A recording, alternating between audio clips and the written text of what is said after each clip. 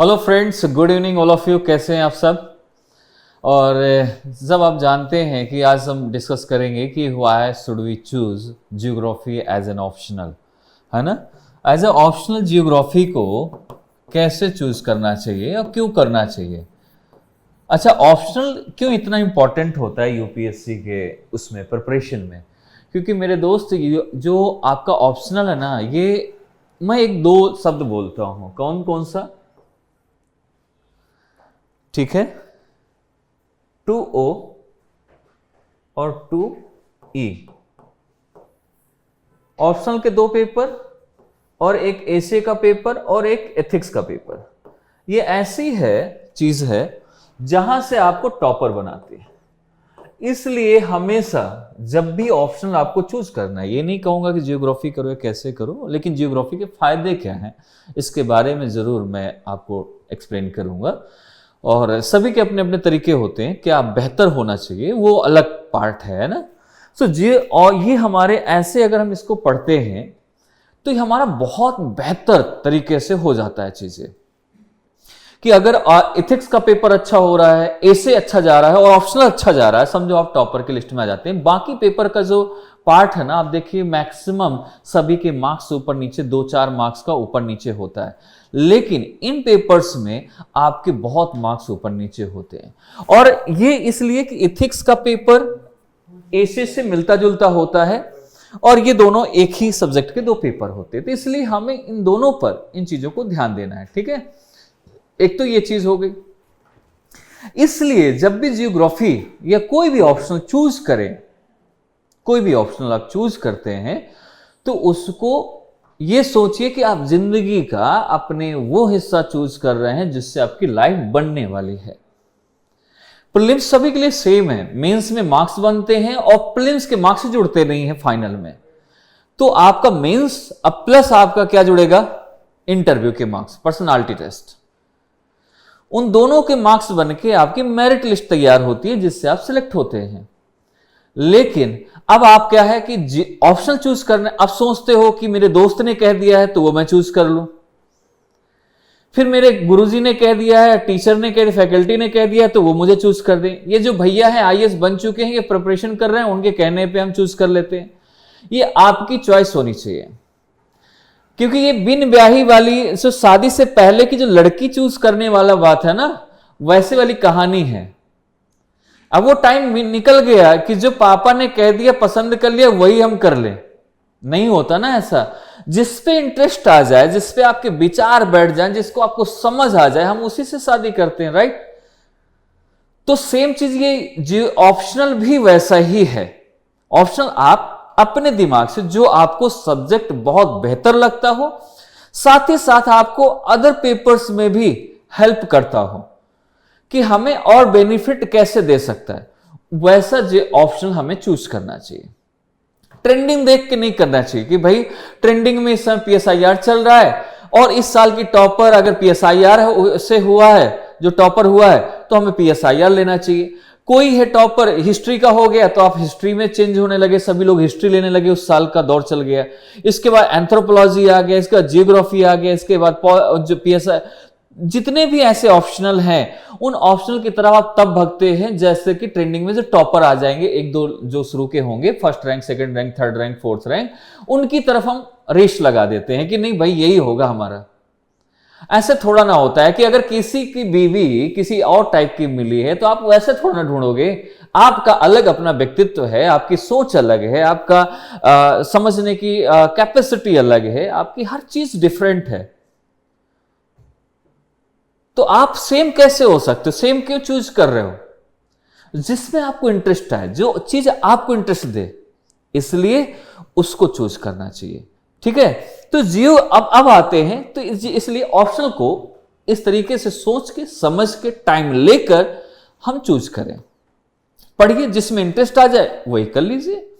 अब आप देख लीजिए, आप जब कभी क्लास में पढ़ते रहे होंगे अपने कॉलेज टाइम पर या जहां भी हैं, अभी भी आप यूपीएससी, क्योंकि यूपीएससी अब वो टाइम नहीं रह गया कि यूपीएससी ही सिर्फ दे रहे हैं, यहाँ यूपीएससी इंजीनियरिंग कॉलेज जैसा हो गया है।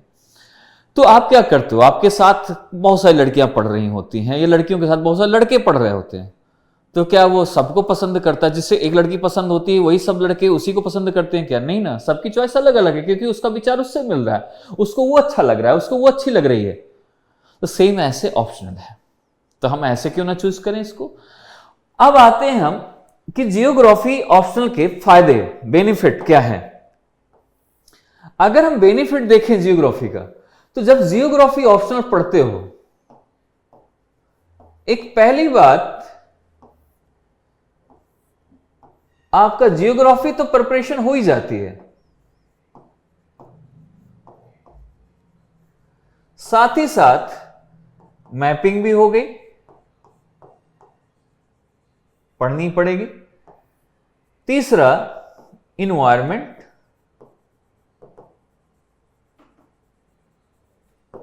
चौथा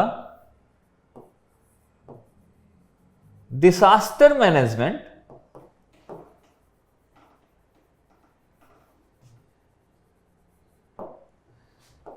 चौथा आपका एग्रीकल्चर इकोनॉमी कह सकते हैं, इकोनॉमिक जियोग्राफी उसमें काम करती है, एग्रीकल्चर में भी आ जाता है, और ये आपका 3-4 पार्ट में आता है। जैसे कि इकोनॉमी में पार्ट है एग्रीकल्चर का, जियोग्राफी में भी है, इन्वायरमेंट में भी है, तो ये आपका इकोनॉमिक जियोग्राफी कह सकते हैं। तो थोड़ा आपका इकोनॉमी वाला पार्ट भी ले देता है। इसके बाद साथ ही साथ इसमें से ये सारे पार्ट्स, फिजिकल, ये सारा डिसास्टर मैनेजमेंट, ये सारी चीजें ले ली। आईआर में भी आपकी हेल्प करेगा, क्योंकि आप बॉर्डर पढ़ रहे हैं, ये सारी मैपिंग कर रहे हो, तो आपको यहां पर भी हेल्प करने वाला है। आईआर सब्जेक्ट में भी हेल्प करेगा, क्योंकि आप यहां से समझ पाएंगे इस चीज को, है ना। साथ ही साथ इसके आपकी इंडियन सोसाइटी समझने में, जो फर्स्ट पेपर का पार्ट है, उसमें भी हेल्प करेगा। इंडियन सोसाइटी में किस जगह पर कैसे कैसे, अब जैसे कैसे मैं आपको बताता हूं कैसे काम करता है इंडियन सोसाइटी में, इसमें सभी जगह कैसे काम आएगा। अब सीधी सी बात है कि अब आपसे मैं कहूं कि जहां भी घर बनते हैं या जो भी लोग बनवाते हैं, तो वो किस हिसाब से घर बनाए जाते हैं। हर जगह का एक लोकेशन के आधार पर या कोई और आधार है, तो आप कहोगे सर लोकेशन के आधार पर घर बनाए जाते हैं, क्योंकि जैसे कि पहाड़ी एरिया है तो वहां पर घर कुछ झोपड़ी नुमा टाइप के होंगे, कुछ ट्रायंगल शेप में होंगे, और अगर ये वैसे है प्लेन है तो वहां पर जैसे कि रूफ वाले ऐसे आएंगे। तो हर जगह का अपना एक अलग तरीका है जो लोकेशन के आधार पे होता है। लेकिन साथ ही साथ मैं ये भी कहूंगा कि ये कहां, ये आपको यहां पर रहन सहन की सारी चीज जानकारी देता है। साथ ही साथ आपको ये भी जानकारी होनी चाहिए कि केवल लोकेशन इंपॉर्टेंट नहीं है, लोकेशन के साथ साथ इनकी ह्यूमन कंडीशन, कई बार ऐसा होता है जो हमारी यहां पर, जैसे कि अभी हाल ही में सरकार ने कहा कि गरीबी रेखा से हम बाहर लेके आ गए हैं लोगों को बहुत सारे। अब यहां पर बात यह है कि जिसकी जैसे गरीबी, कभी कभी उसकी जो लाइवलीहुड है, जो जीवन यापन है, उसके आधार पर भी घर तैयार होते हैं। अब आप गरीब हैं तो आप झोपड़ी नुमा भी घर बनाएंगे, आप अमीर हैं तो वहां पर भी आप रिसोर्ट बना लेंगे। तो ये हर चीज का एक साथ में लाइवलीहुड भी काम करती है। तो ये ऐसे तरीके से हम जियोग्राफी को, तो अब इसमें पेपर नंबर 1 जीएस पेपर 1 भी इसमें काम करेगा। दूसरा जीएस पेपर 2 पे भी काम करेगा, जीएस पेपर 3 पर भी आएगा, और साथ ही साथ अपना ऑप्शनल तो लेके आएगा ही लगा। अब प्रीलिम्स में ये सारा काम आ जाएगा, तो आपको बहुत आसान हो जाता है कुछ चीजों को लेकर, जिसमें हमें अलग अलग उसमें पढ़ते हैं, उसको लेकर कि अलग अलग सेक्शन को ना पढ़ के एक से ही बाकी आपका जीएस भी कंप्लीट हो जाता है। ऐसा नहीं कि जियोग्राफी बस इसमें काम आएगी, बहुत सारे अलग अलग है। जैसे कि पीएसआईआर लेते हो तो पीएसआईआर में सेकंड पेपर कवर होता है पूरा, वैसे ही यहां पर जियोग्राफी, तो हर एक चीज का फील्ड उसका अपना है ना। यहां तक कि हिस्ट्री में भी काम आती है जियोग्राफी। जियोग्राफिकल एरियाज में जब आप पैलियोलिथिक, जब एंशिएंट हिस्ट्री पढ़ते हैं तो सबसे ज्यादा जियोग्राफिकल लोकेशंस है वहां पर मैपिंग करनी होगी, जियोग्राफिकल लोकेशंस देखने होंगे। जैसे आप देखते हो पैलियोलिथिक टाइम पे कहां कहां से आए लोग, कहां कहां गए, कहां पर झोपड़ी बनी, कहां पर उन्होंने घर बनाना। मेसोलिथिक में जब जाएंगे उसमें आप देखेंगे कि ये यहाँ पर इन्वायरमेंटल चेंजेस आते हैं। इन्वायरमेंटल चेंजेस की वजह से यहाँ पर एग्रीकल्चर भी स्टार्ट होता है, साथ ही साथ लोगों ने अपने वेपन्स चेंज करने लगे, लोगों की सोच बढ़ने लगी, हट्स बनने लगी, झोपड़ियां बनने लगी।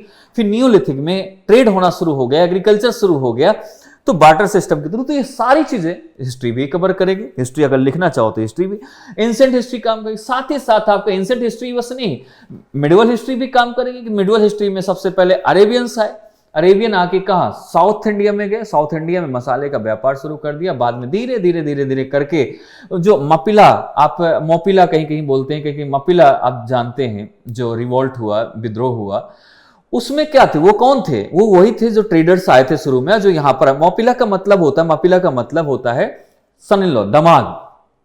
हमारे अरबी लैंग्वेज में से मपिला बोलते हैं।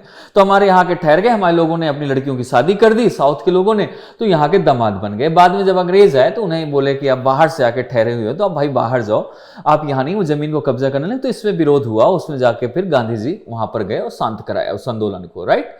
तो ऐसे करके आपको सारी लोकेशंस समझ में आती हैं, कैसे कैसे कहां कहां से इंटर हुआ। और मैक्सिमम ये नॉर्थ वेस्टर्न पार्ट से ही इंटर क्यों करते थे, उसके पीछे का रीजन आपको सारा चीज जियोग्राफी से मिलता है कि भाई यहाँ डिजर्ट था, यहां से जुड़ा हुआ था, यहाँ ओशियन नहीं है, इसलिए सारी चीजें यहां से, यहां पर बारिश क्यों होती थी, ये सारी चीजें समझ में आती है। इसके साथ साथ हिस्ट्री में और जाएंगे, जब मॉडर्न हिस्ट्री पढ़ेंगे, मॉडर्न हिस्ट्री में आपको समझ आएगा। मॉडर्न हिस्ट्री में आप देखिए तो मॉडर्न हिस्ट्री में आप चाहे जहां से उठा लीजिए कि हमारे यहाँ कैसे आना शुरू हुआ, कलिकट में आए, कैसे धीरे धीरे बढ़ा, और ये बंगाल में ही सबसे पहले क्यों लैंड करते थे, बंगाल क्यों इतना इंपॉर्टेंट था, बंगाल में एग्रीकल्चर बहुत था, वहां पर प्रोडक्शन बहुत होती थी एग्रीकल्चर की। तो ये सारा का सारा जियोग्राफी से बहुत सारी चीजें मेंटेन होती है, लेकिन लिंक करना आना चाहिए, चीजें समझ आनी चाहिए। तो ये इंपॉर्टेंट है, ठीक है। तो हमें इन चीजों को लेकर यहां से जियोग्राफी के फायदे ये हैं, ठीक है।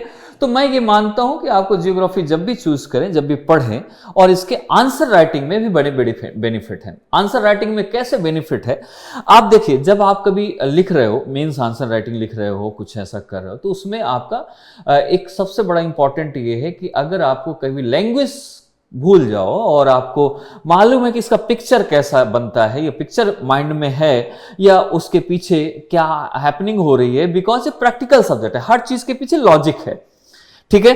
कि अर्थ रिवॉल्ट हो रही है, रिवॉल्व होगी, कैसे कैसे घूम रही है, और आपकी कॉन्टिनेंट डिप्थ थ्योरी क्या है, सी फ्लोर स्प्रेडिंग थ्योरी क्या है, और प्लेट टेक्टोनिक थ्योरी क्या है, कैसे इसको प्रूव किया गया, आर्थर होम्स ने क्या प्रूव किया, कैसे टाइड आता है, उसके पीछे कौन कौन से फोर्सेस लगते हैं, क्लाइमेटोलॉजी कैसी है, क्लाइमेट कैसे चेंज होते हैं, कैसे कैसे लैटिट्यूड पे जा रहा है। तो हर चीज के पीछे प्रैक्टिकल है, हर चीज एकदम आपके सामने दिख रही है, वो आपके विजुअल होगी आंखों में। तो एक ये है कि अगर हमने पिक्चर समझ में आ गई कुछ ऐसा, तो हम अपने आप से भी उसको अंडरस्टैंडिंग के थ्रू उसको हम लिख सकते हैं और आंसर मिल जाएंगे और पिक्चर बना देंगे। तो एक पिक्चर 1000 वर्ड्स के बराबर काम करती है। ये नहीं कि आप पिक्चर ही बना के चले आओ, लेकिन लिखना तो पड़ेगा कुछ ना कुछ, लेकिन काफी मदद कर देती है, हेल्प करती है कि आप पिक्चर ले लो, वो ज्यादा ठीक करती है काम।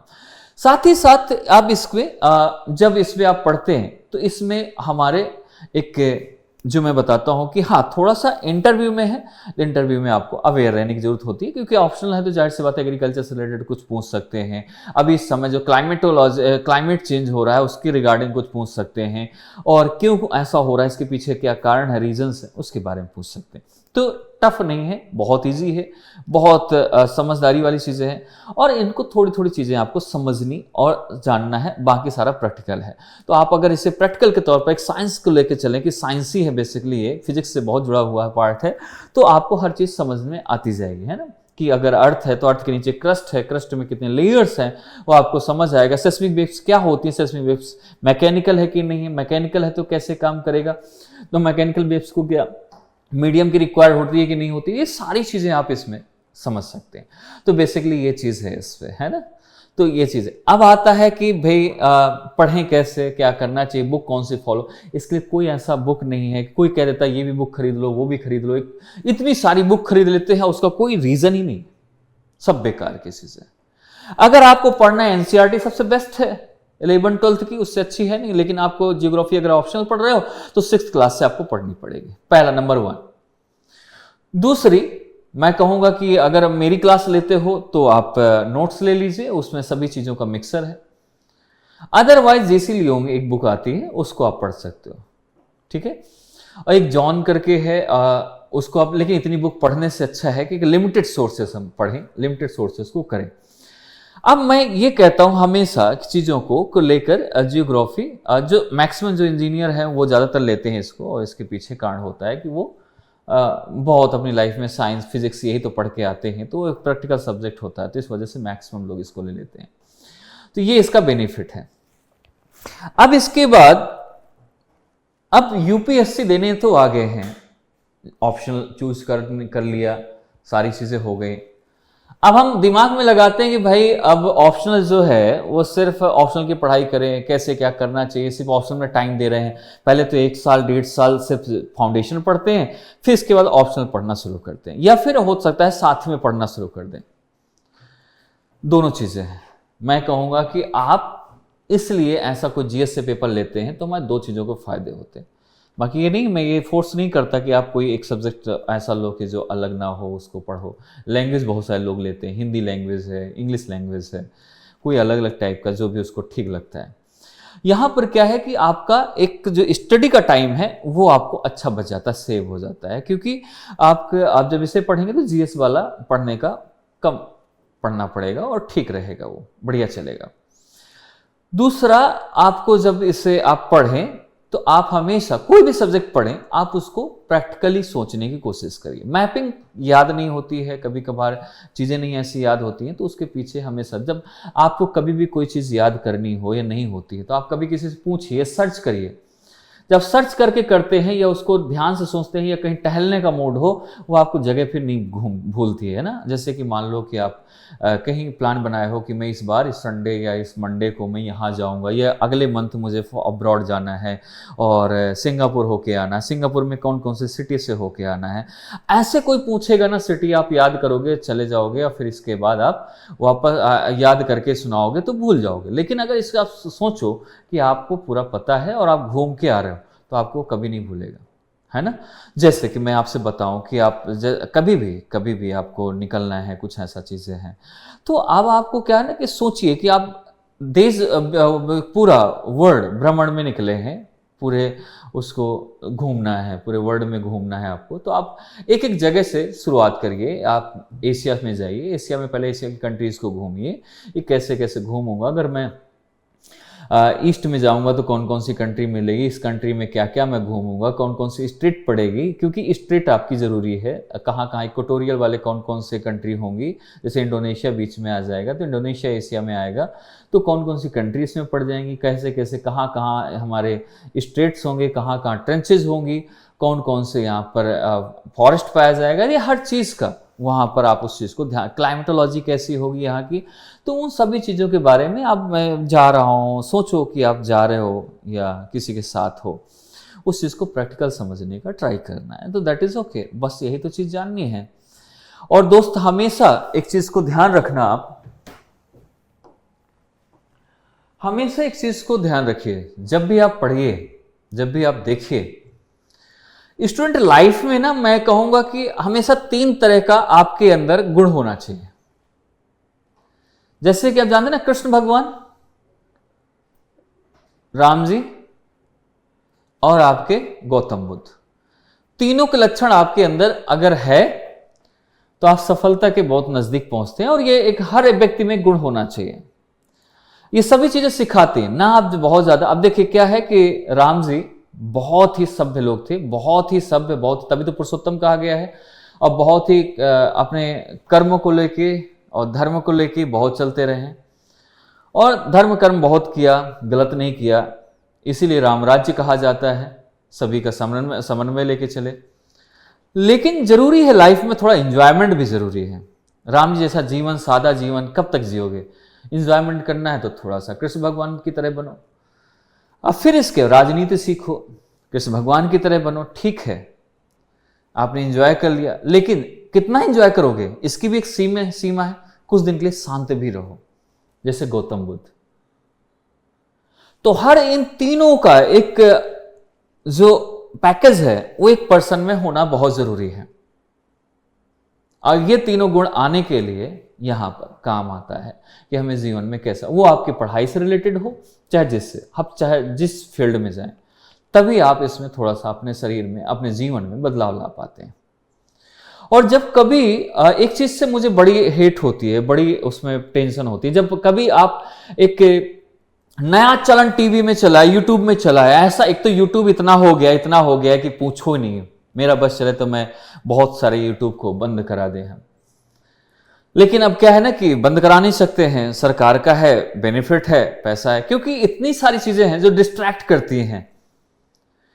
और डिस्ट्रैक्शन ये है क्योंकि आपके पास, आप चाहे जितना भी पढ़े लिखे, जितना भी आप चाहो, या तो आपके पास 24/7 काम हो और आप कभी ना कभी बोर होगे तो मोबाइल तो अपना छुओगे, उसमें देखोगे, और वो टाइम लॉस है। और कई सारी चीजें ऐसी हैं जो नहीं देखने लायक है, जो एकदम माइंड को आपको डिस्ट्रॉय कर देता है, माइंड की थिंकिंग खराब कर देता है, वो सारी चीजें हैं उसमें। तो उसको ठीक करने के लिए ऐसा है कि इसको कम करना चाहिए, एक लिमिटेड सोर्सेस रखना चाहिए कि ये चीज समाज के लिए ठीक है और ये चीज इस एज ग्रुप के लिए ठीक है, हाँ ये डाल दे तो सभी लोग देख सकते हैं, ठीक है। उसमें सबसे ज्यादा जो मुझे हेट होती है वो होती है मोटिवेशनल स्पीकर से। अब मोटिवेशनल स्पीकर का क्या होता है, कभी आपने मोटिवेशनल स्पीकर को जाइए, सुनते हैं आप, वो जो आपको बता रहा है, जो आपको गीता सुनाता है, जो आपको गीता के साथ साथ रूटीन बताएगा, इतने बजे जगो, इतने बजे पढ़ो, इतने बजे व्यायाम करो और ये करो वो करो, फलाना ढिकना, सारा चीज आपको बता देगा। लेकिन कभी उससे पूछो कि तुमने कभी किया? नहीं किया उसने। वो सिर्फ चीजें जो सोचता है, जो पढ़ रहा है किताबों से, दूसरे का जो सुनता है वही आप पर थोपने की कोशिश करता है। और हम लोग क्या करते हैं, उस वीडियो को देखकर एनर्जेटिक हो जाते हैं, अरे नहीं भाई क्या बात कही, मुझे तो ये फॉलो करना है। और वो जब जिस दिन देखते हो वीडियो, उस दिन तो फॉलो करने का मन होता है, लेकिन जैसे ही वहां से निकलते हैं 1-2 दिन बाद वो नहीं होता फॉलो, क्योंकि आपको वो थोड़ा सा हिप्नोटाइज हुए थे आप उसकी बात सुनकर, आपको लगा कि मैं ऐसा कर लूंगा, लेकिन आपकी हैबिट में नहीं है तो कैसे कर लोगे। आपकी आदत है डेली 4 बजे तक जगने की, अब आप 4 बजे रोज जगना चाहते हो शाम को सोकर, वो तभी आएगी जब आप हैबिट बनाओगे। हैबिट कब बनेगी, जब आप स्ट्रैटेजी बनाओगे, अपनी स्ट्रैटेजी बनाइए कि मैं इतनी इतनी देर तक पढ़ूंगा, इतनी देर तक सोऊंगा नहीं, फिर धीरे धीरे हैबिट में आ जाएगा, वही आपका मोटिवेशन खुद का है। और एक बात मुझे बड़ी अच्छी लगती है उसकी, एलन मस्क को जानते ना, उसने कहा है कि जीवन में अगर आपका लक्ष्य टारगेट है, उसके लिए यार क्या मोटिवेट होना, जीवन में मोटिवेट होने की जरूरत ही नहीं है। आपके अंदर जुनून होना चाहिए लक्ष्य को प्राप्त कर। अब जब लक्ष्य हमारे सामने दिख रहा है तो अब इसे मोटिवेट क्या होना, उसको पाना है, और उसको पाने के लिए जितनी मेहनत करनी है कर दो। जो स्ट्रैटेजी बना सकते हो, उसके लिए प्लान बना सकते हो, उसके लिए आपको मेहनत करनी होगी दिन रात, अपना एक गोल सेट कर रहे हो आप, उसको पाने के लिए जुनून है आपके अंदर, आप पा जाओगे। उसके लिए मोटिवेट होने की जरूरत नहीं है कि नहीं उसने कहा धक्का मारा आप गए उठा लाए। धक्का मारने से ऐसा हो रहा होता तो जीवन में बहुत कुछ हो जाता। इसलिए मैं कहूंगा कि आप जीवन में कभी भी, और ये जितना भी चल रहा है मोटिवेशनल स्पीच, हिप्नोटाइज करना, आप जब एक मोटिवेट देखते हो तो नीचे उसी सीरीज की और मोटिवेशनल वीडियो आती है। आप यही मोटिवेशनल देखते देखते 3 से 4 घंटे लगा दोगे। इसके बाद एक दिन मोटिवेट हो गए, रात में पढ़ने की कोशिश करो, फिर सोचोगे सर जी का नया वीडियो आया, आपने सब्सक्राइब कर रखा क्योंकि बहुत अच्छे लगे सर जी, मोटिवेशनल स्पीच दे रहे थे, तो आपको बड़े सुंदर, बड़े सुशील भगवान नजर आ रहे थे उसमें, और आपको लग रहा था कि पास करा देंगे जो भी है। अब आपने क्या किया कि उसको सब्सक्राइब किया, और आपको जैसे उन्होंने नया वीडियो डाला, टन से आपकी आवाज आई और आपने कहा नहीं ये हमारे बॉस का है, ये हमारे भगवान का वीडियो, मुझे देखना है एनी हाउ। और आपको जहां नॉलेज मिल रही थी उसको तो सब्सक्राइब ही नहीं किया, उसको तो देखना ही नहीं चाहते, उसके तो कोर्स भी नहीं लिया, चीजें भी नहीं ली। तो आपने क्या किया, इस चीजों को बदल रहे हैं। अब आपने यहां से जब आप ये चीज करोगे ना, बदलोगे, आप क्या करोगे कि आप मोटिवेशन वीडियो क्यों इतना देखना, आप खुद में स्ट्रेटजी बनाओ और हैबिट बदलो, जुनून लाओ, आप बन जाओगे, जो भी पाना है वो मिल जाएगा। अब आप सीधी सी बात है, कर्म नहीं करोगे, अब मोटिवेट बस होते रहोगे, तो फिर मिलेगा फल कैसे मिलेगा। आप मोटिवेट हो गए कि भाई मुझे ना कॉन्फिडेंस लाना है, कॉन्फिडेंस तो आ गया, लेकिन पढ़ाई नहीं कर रहे तो कहां का कॉन्फिडेंस कहां जाएगा? दूसरे ने, किसी ने पूछ लिया, कॉन्फिडेंस 2 मिनट में लूज हो जाएगा, वहीं पर खत्म। कि उसने पूछा कि भाई क्या है ये बता दो, लैटिट्यूड क्या है? आपने कहा सर पढ़ा तो था, लैटिट्यूड इमेजिनरी लाइन होता है। उसने कहा इसमें क्या कॉन्सेंट्रिक सर्कल है? कुछ नहीं पता, क्योंकि आपने उसे सिर्फ देखा है जो सब जगह, क्योंकि आपने पढ़ाई की ही नहीं। आपको लग रहा है कि मैंने आज मोटिवेशन स्पीच देखी है और मैं अब अगले 6 महीने में आईएएस बन जाऊंगा, मैं ये कर लूंगा काम। उसके लिए पढ़ना पड़ेगा, 10-12 घंटे आपको तपना पड़ेगा, तब जाके होगी ना। तो ऐसा तो होता नहीं है कुछ लाइफ में कि जो मोटिवेशन से ही चलती हो। अब मोटिवेशनल देखना भी है तो देखना क्यों? पढ़ाई करो उसके लिए, विवेकानंद की किताब पढ़ो, गांधी जी की डायरी पढ़ो, जो आपके एथिक्स में भी, उसे पढ़ोगे तो मोटिवेशन के साथ साथ आपके सब्जेक्ट भी क्लियर होंगे। एथिक्स ऐसे में काम आएगा। तो 2 चीजें हैं, मोटिवेशन भी आ गया और साथ में, अब मोटिवेशन उसमें भी नहीं, उसको समझना है कि क्यों ऐसा किया उन्होंने, और अपनी स्ट्रेटजी, अपनी हैबिट अलग होती है। सबकी शक्लें अलग हैं, सबका सोच अलग है, हर चीज सबकी अलग है, तो आप सेम क्यों बनना चाहते हो उसके जैसा? अच्छा, कभी आपने ये चीज सोची है कि लाइफ में कि जो एक्टर होते हैं, एक्टर लोग जानते हो ना, एक्टर्स जितने भी भारत में एक्टर एक्ट्रेस, भारत में हो विश्व में कहीं पर भी हो, इन लोगों को कभी आपने अपनी मूवी प्रीमियर के अलावा अपनी मूवी भी नहीं देखते प्रीमियर के अलावा, क्योंकि इनके पास टाइम ही नहीं देखने का। इन्हें काम करना है 7 से 8 घंटे, को 2-2 शिफ्ट में काम कर रहे हैं, और आप लोग उनकी मूवी देखने में परेशान हो। अब मूवी से कह रहे हैं हमें मोटिवेट हो रहे हैं, यार बड़ी गजब। मूवी देखना जरूरी है, लेकिन उसके लिए टाइम है कि इस दिन मुझे रिफ्रेश होना है। ये बहुत ज्यादा आप नुकसान, चलो थोड़ा सा माइंड कर लेते हैं, घूम लेते हैं, इंजॉय करना है मुझे। इंजॉय करना अलग चीज होता है, मोटिवेट होना अलग चीज है। मोटिवेट नहीं हो सकते उस मूवी से। आप देखिए कि मुझे कैसे अच्छा लग रहा है, फील कैसे आ रहा है, और मैं थोड़ा सा खुश हो लूं। मैं बोर हो गया हूं थोड़ा सा, और थोड़ा सा रिफ्रेश हो जाता हूं, रिफ्रेश के बाद फिर से मैं ठीक अपनी पढ़ाई फिर रेगुलर कर दूंगा कंसिस्टेंसी के साथ। ये इंपॉर्टेंट है, जुनून नहीं जाए। क्योंकि अभी आपने मेरे साथ बात हुई तो आप मेरे जैसा बात कर रहे हो कि अभी मुझे तो ये बनना है आईएएस। किसी दूसरे ने बताया तो आपने कहा नहीं यार मुझे तो लग रहा है कि मैं पीसीएस की तैयारी करूं, एसएससी की तैयारी करूं, बस ठीक है। या फिर आपने बिजनेस करना शुरू कर दिया। अब एक टीचर आता है आपसे बोलता है कि ऐसा है कि मैं अपने लाइफ में बड़ी गोलियां चलाई हैं, मैंने इसको मारा है, मैंने उसको मारा है, तो आप गुंडे बन जाओ या तो आईएएस बन जाओ। एक आता है वो कहता है कि आईएएस बनो ना बनो लेकिन पढ़ाई करो, अच्छे इंसान बन जाओगे।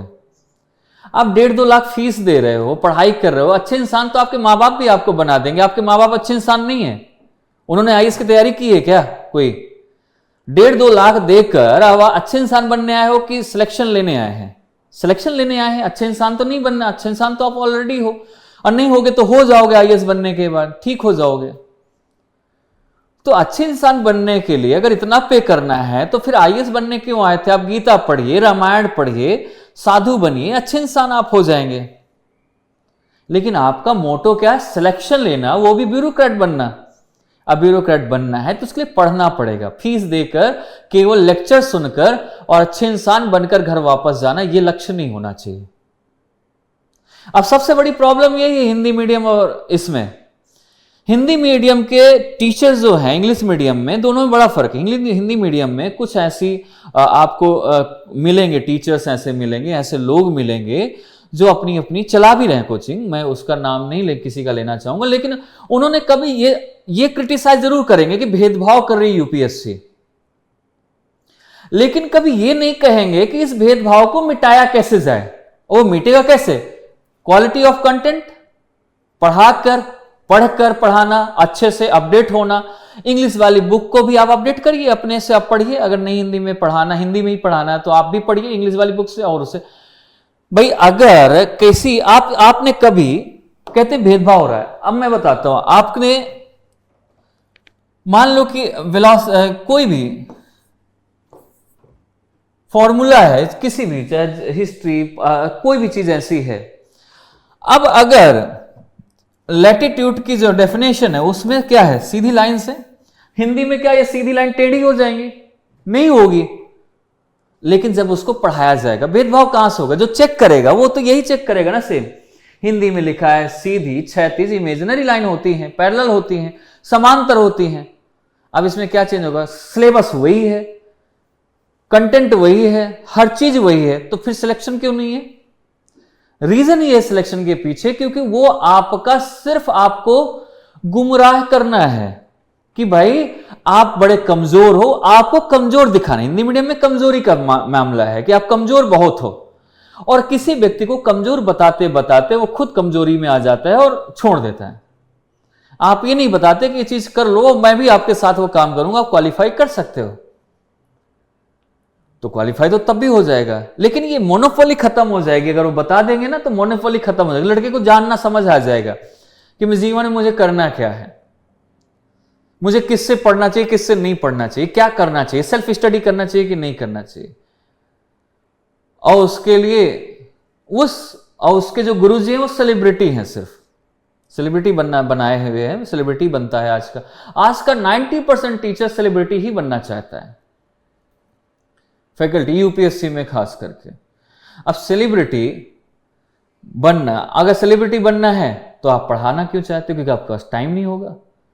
और आप पढ़ा रहे हो तो आपके पास टाइम भी तो नहीं, क्योंकि आप सेलिब्रिटी भी हो तो आपको 10 जगह प्रोग्राम में भी जाना है, प्लस अपनी क्लासेस लेना, तो आप क्वालिटी कहां से ला पाओगे?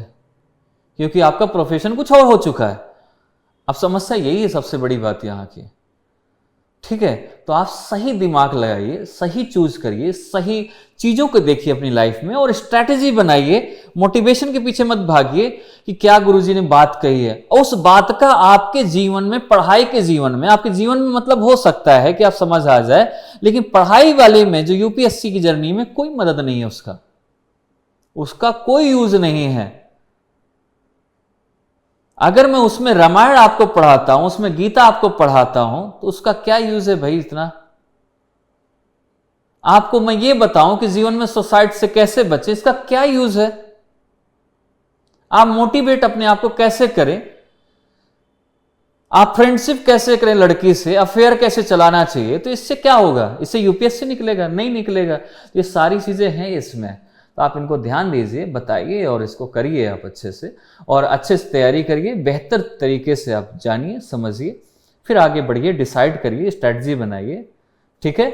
और फॉलो ऐसे मत करो जो आपके जीवन में मददगार साबित हो, हेल्प कर सके जो चीजें, उसको फॉलो करिए। ज्यादा से ज्यादा मैं तो कहता हूं अपने पेरेंट्स को ज्यादा फॉलो करिए कि उन्होंने आपके लिए कितना काम किया, कितनी मेहनत करते हैं। अब वो आप देखिए और आप भी उसी तरीके से मेहनत करके उनके जीवन को सफल बनाएं अपने साथ साथ, ठीक है? माँ बाप से बड़ा और आपको खुद से बड़ा मोटिवेशन कोई दे ही नहीं सकता, ठीक है? तो इस चीज को ध्यान रखेंगे आप।